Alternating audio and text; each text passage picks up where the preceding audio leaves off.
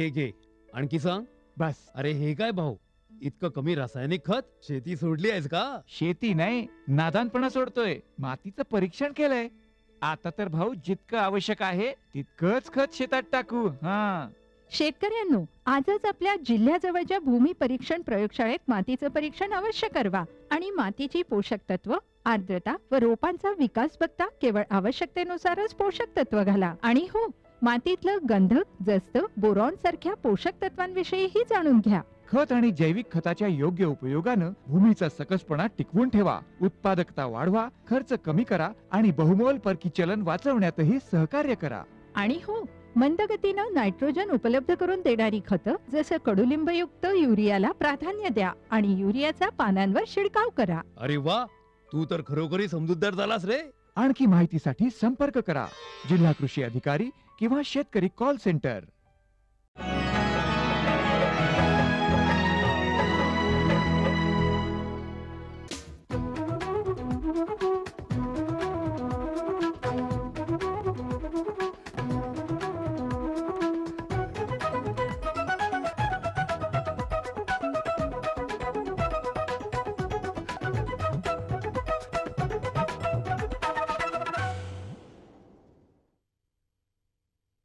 यशवंत ग्राम समृद्धी सुधारित पद्धतीने राबवली जाणार. महाऑरेंजकडून आता संत्र्याला हमीभाव मिळणार. द्राक्ष निर्यातीसाठी यंदा नोंदणीचा उच्चांक आणि दूध दर्जाबाबत प्रबोधनासाठी राज्यात लवकरच अन्न साक्षरता महाअभियान. नमस्कार, सर्व शेतकरी बांधवांना नवीन वर्षाच्या सह्याद्री वाहिनीतर्फे हार्दिक शुभेच्छा. आता पाहूया सविस्तर वृत्त. लोकसहभाग आणि मागासवर्गीयांचा वाटा वाढवून यशवंत ग्राम समृद्धी योजना सुधारित पद्धतीने सुरू करण्यात येणार आहे. त्यासाठी शासकीय पातळीवर हालचाली सुरू झाल्या आहेत. या योजनेचा निधी सुद्धा 20 लाख रुपयांपर्यंत नेण्यात येणार आहे. सुधारित प्रस्तावानुसार मागासवर्गीयांचा वाटा 15% नेण्यात येणार आहे. लोकसहभागाचा वाटा सध्या 15% आहे. तो वाढवून 30% नेण्याचा विचार करण्यात येत आहे. या योजनेमुळे ग्रामीण महाराष्ट्रामध्ये मूलभूत सुविधा उपलब्ध होतील अशी अपेक्षा व्यक्त करण्यात येत आहे.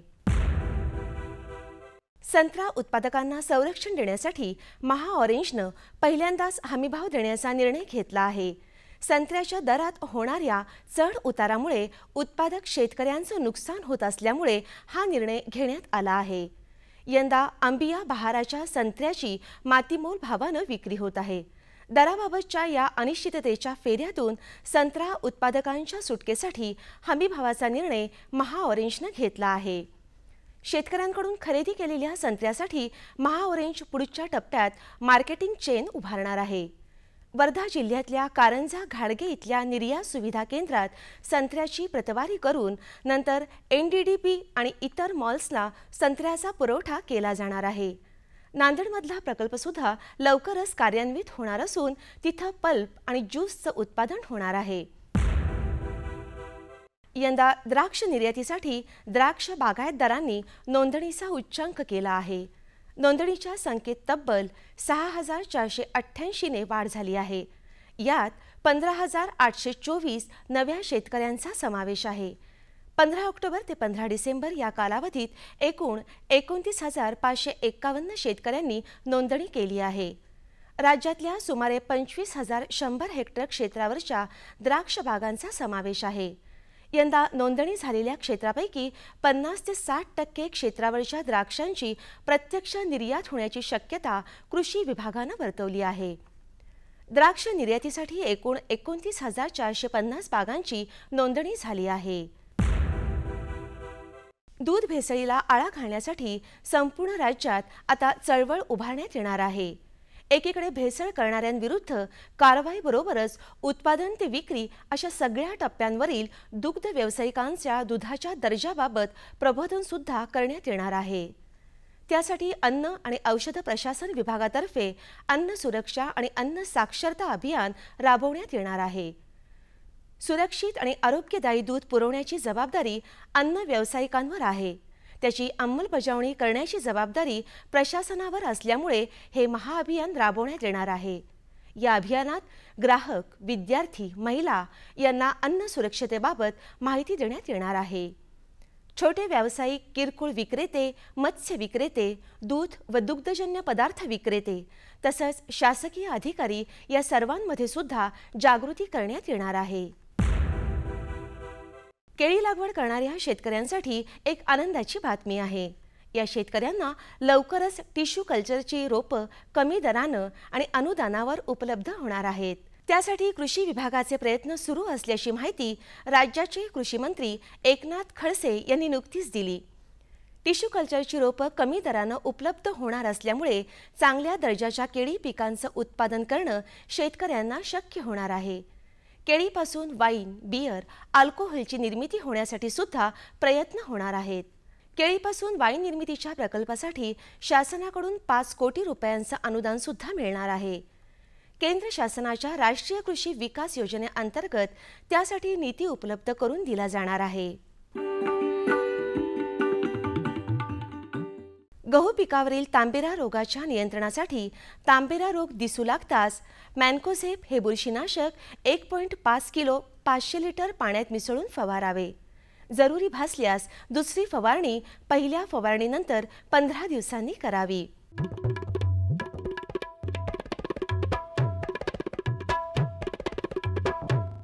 आता बघूया सोलापूर कृषी उत्पन्न बाजार समितीचे काही बाजारभाव प्रति क्विंटलचे. डाळिंब कमाल 10,000 रुपये किमान 900 रुपये, पेरू कमाल 2,000 रुपये किमान 1,000 रुपये, लिंबू कमाल 2,400 रुपये किमान 200 रुपये, बोरं कमाल 1,300 रुपये किमान 300 रुपये, सफरचंद कमाल 4,500 रुपये किमान 500 रुपये, हरभरा कमाल 3,226 रुपये किमान 3,226 रुपये, ज्वारी कमाल 2,201 रुपये किमान 1,851 रुपये, तांदूळ कमाल 5,650 रुपये किमान 2,100 रुपये, गहू कमाल 2,650 रुपये किमान 1,532 रुपये प्रति क्विंटल.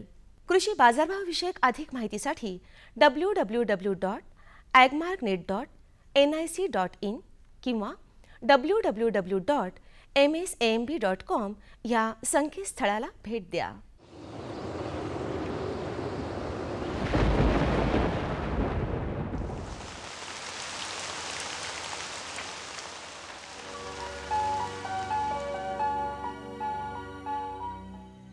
येत्या 48 तासात राज्यात हवामान कोरडे राहण्याची शक्यता असून त्यानंतर मध्य महाराष्ट्र आणि मराठवाड्यात तुरळक ठिकाणी मेघगर्जनेसह पाऊस पडण्याची शक्यता आहे.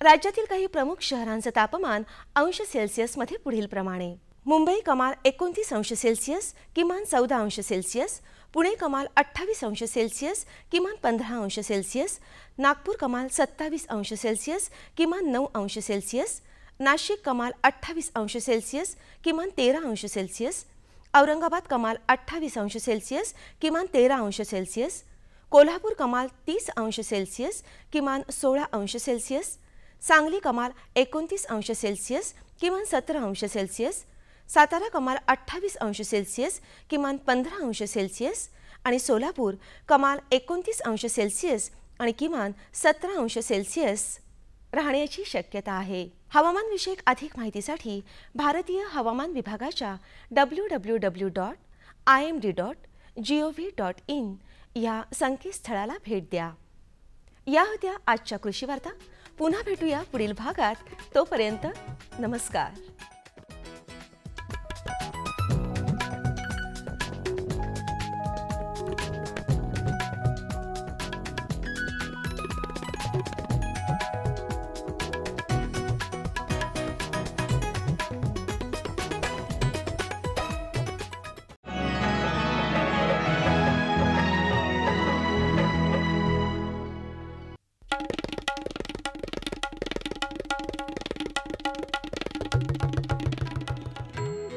मामी, मी शाळेला जाते बरं. शाळेला?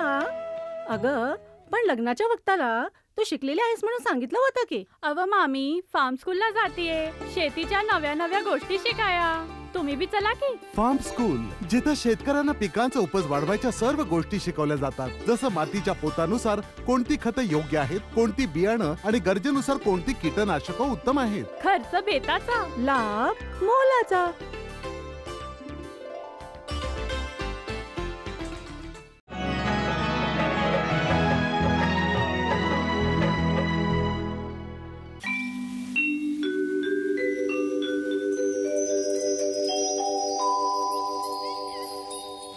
आपल्या भारतीय संस्कृतीमध्ये गाईला गोमाता असं म्हटलं जातं. गोमातेला आई इतकंच महत्त्व आपण देतो. अतिशय पवित्र आणि आदरणीय असं स्थान आपल्या मनामध्ये ह्या गोमातेबद्दल आहे. गाईच्या दुधामध्ये लहान बाळांच्या वाढीसाठी लागणारे सगळे आवश्यक घटकही आहेत. म्हणूनच वसुबारसेच्या दिवशी आपण गाईची पूजा करतो. पण केवळ एकच दिवस ह्या गोमातेचं ऋण व्यक्त करण्यापेक्षा वर्षभर आपण तिची नीट काळजी घेतली तर त्यात आपलाच फायदा आहे. सांगली जिल्ह्यातील जत तालुक्यातील प्रगतिशील शेतकरी उमेश सावंत यांनी हाच विचार प्रत्यक्ष आचरणात आणला आहे. मुळातच शेतीची आवड आणि घरचा गायींचा व्यवसाय ह्या गोष्टींना जोड लाभली आहे ती आधुनिक विचारसरणीची. आधुनिक तंत्रज्ञानाची मदत घेऊन त्यांनी एक आगळावेगळा उल्लेखनीय गायींचा उपक्रम राबवला आहे. मला लहानपणापासून शेतीची आवड होती.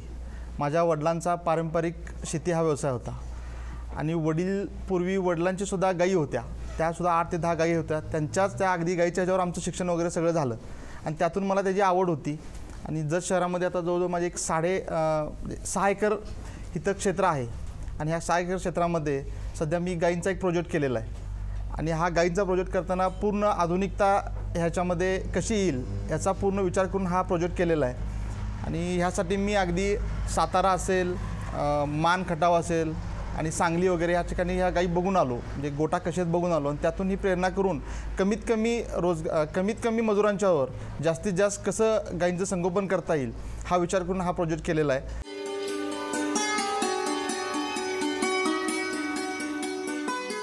स्वातंत्र्य हे सगळ्यांनाच हवंसं वाटतं. असंच मुक्तपणे गोठ्यामध्ये संचार करण्याचं स्वातंत्र्य सावंत यांनी आपल्या गायींना दिलंय. यामुळे गायींचं संगोपन करताना मजूर कमी लागतात. जनावरांना योग्य पद्धतीने आवश्यक तेवढा चारा खायला दिला जातो. जनावरांचं मलमूत्र विसर्जन, शेणखत यांचं सुरेख पद्धतीने शास्त्रोक्त व्यवस्थापन सावंत यांनी केलं आहे. हे शेणखत नैसर्गिक असल्याने पिकाला अतिशय उपयुक्तही आहे. माझ्या गोटामध्ये सगळ्या पहिलारू गायी आहेत. अतिशय जातीवंत चांगल्या पहिलारू गायी आहेत आणि सरासरी एका गाईच्यापासून मला दूध जे मिळतं ते सरासरी दिवसाला 18 ते 20 लिटर दूध मिळतं.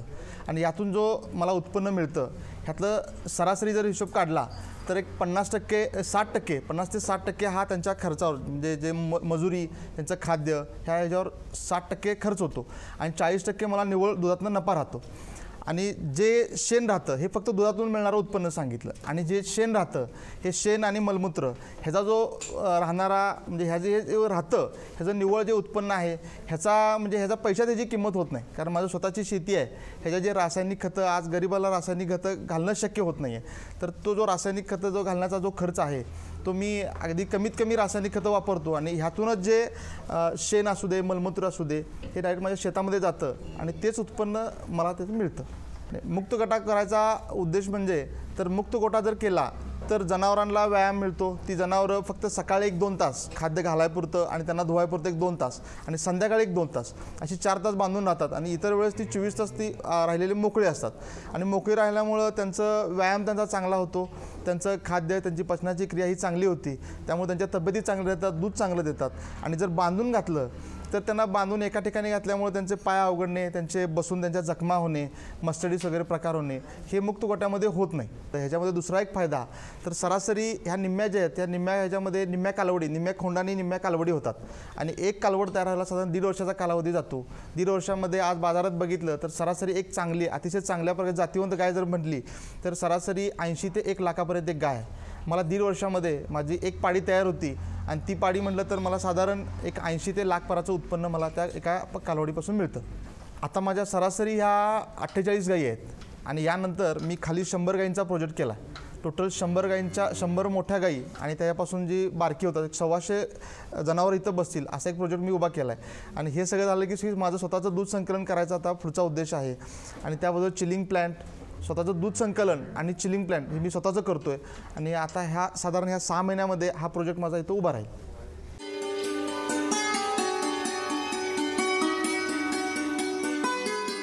आधुनिक पद्धतीने गोठा व्यवस्थापन हा शेतीसाठी पूरक व्यवसाय म्हणून अतिशय उपयुक्त आहे. कारण गायींपासून मिळणारं दूध विकलं तर शेतकऱ्याला रोख पैसे लगेच मिळतात. नोकरीसाठी वणवण फिरण्यापेक्षा हा व्यवसाय तरुणांना स्वयंरोजगाराची एक चांगली संधी ठरू शकतो.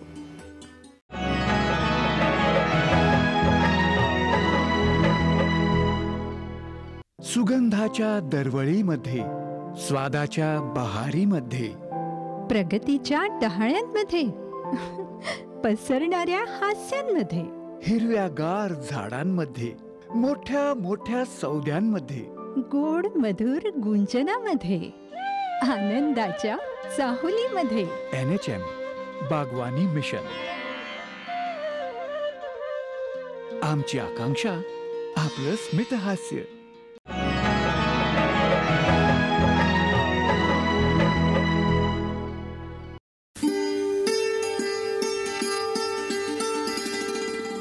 खरा भारत हा खेड्यामध्ये वसतो असं म्हटलं जातं.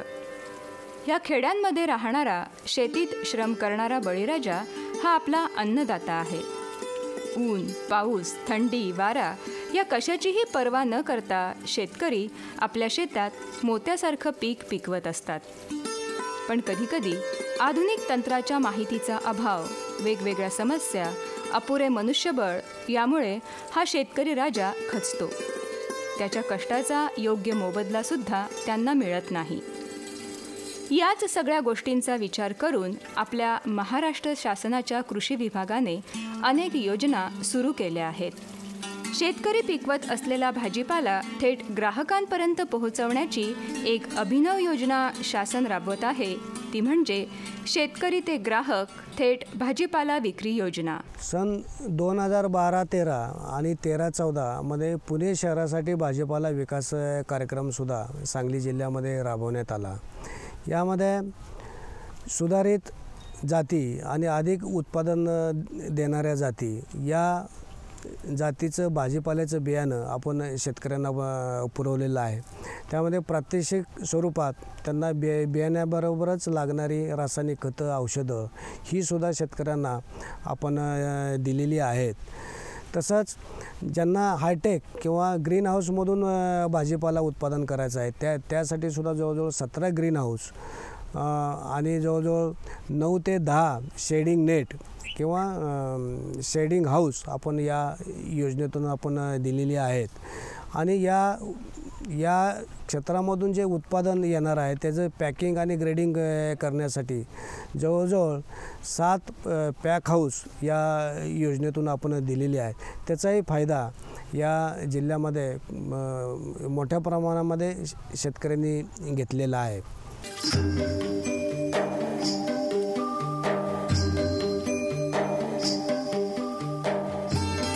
महाराष्ट्रात अनेक गावांना नेहमीच पाणी टंचाईचा सामना करावा लागतो. अशा वेळी शेती उपलब्ध असतानाही त्यात कोणतं पीक घ्यावं हा बळीराजाला नेहमी प्रश्न पडतो. अशावेळी महाराष्ट्र शासनाचा कृषी विभाग शेतकऱ्यांच्या मदतीसाठी नेहमी तयार असतो. तज्ज्ञांचं मार्गदर्शन हेही उपलब्ध असतं.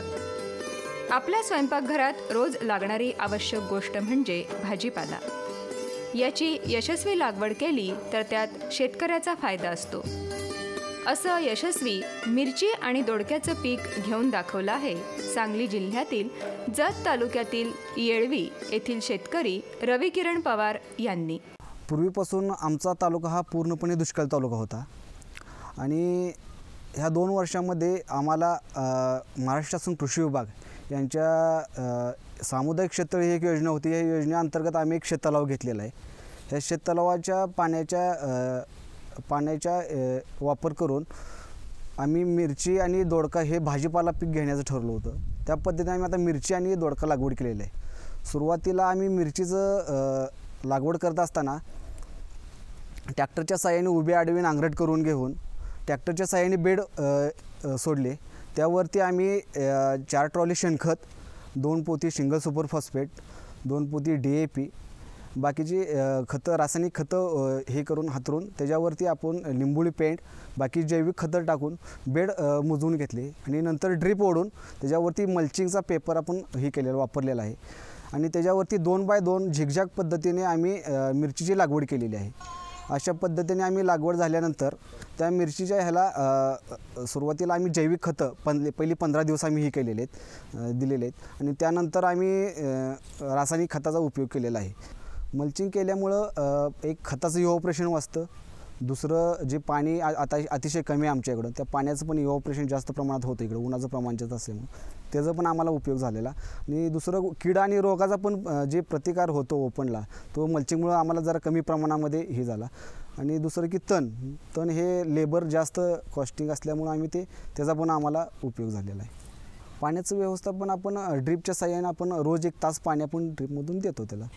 सुरुवातीला मला लागवड खर्च म्हटलं तर रोपाचं मला 4,000 रुपये रोपाची केलेले आहेत. खताचं आणि हे असं मिळून जे मजुरी आहे हे मिळून माझं एक 10,000 रुपयेपर्यंत गेलेलं आहे खर्च. असं माझं एक 15,000 रुपये माझं सुरुवातीला खर्च झालेला आहे. परत त्यानंतर जे लेबर आहे म्हणजे हार्वेस्टिंग करण्यासाठी हे सगळं टोटल माझं धरलं तर एक 50,000 रुपये माझा रेग्युलर खर्च होतो मिरची म्हणजे अर्धा एकरामध्ये. तर माझं उत्पन्न म्हणलं तर माझी अर्ध्या एकरामध्ये जवळजवळ एक 3,000 झाडं बसलेली आहेत. 3,500 ते 3,500 झाडं आहेत अशी. हे 3,000 झाडामध्ये आपण सरासरी उत्पन्न धरलं एका झाडाला 3 किलो, तर असं 3,000 झाडाचं आपण रेग्युलर धरलं तर 3 त्रिक 9,000 किलो आपल्याला माल निघणार, म्हणजे 9 टन माल निघणार. सरासरी बाजाराचा भाव धरला सरासरी तर 20 रुपये हमखास आम्हाला भाव मिळतो. तर असं आपल्याला 1,80,000 रुपये आम्हाला नेट प्रॉफिटमध्ये होतं. त्याच्यामध्ये 50,000 खर्च वजा केला 1,20,000 नेट प्रॉफिट मिळतं आम्हाला.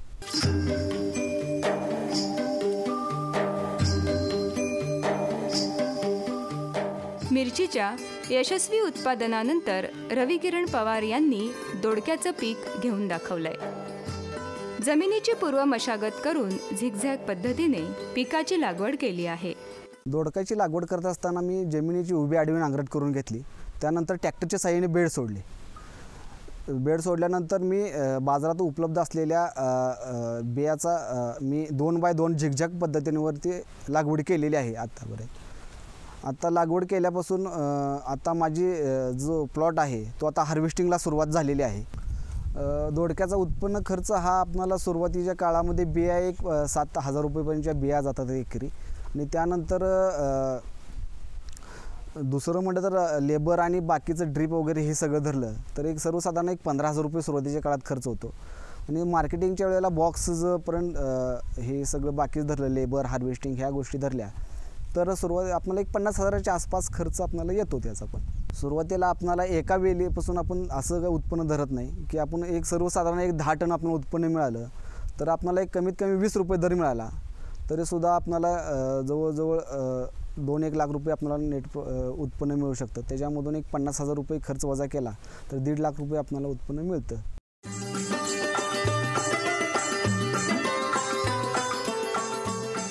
एकमेका साह्य करू अवघे धरू सुपंथ या उक्तीप्रमाणे आधुनिक तंत्रज्ञान, महाराष्ट्र शासनाच्या तज्ज्ञांचं मार्गदर्शन याचा लाभ जर शेतकऱ्यांनी घेतला तर त्यांचा विकास आणि भरभराट होणारच हे नक्की.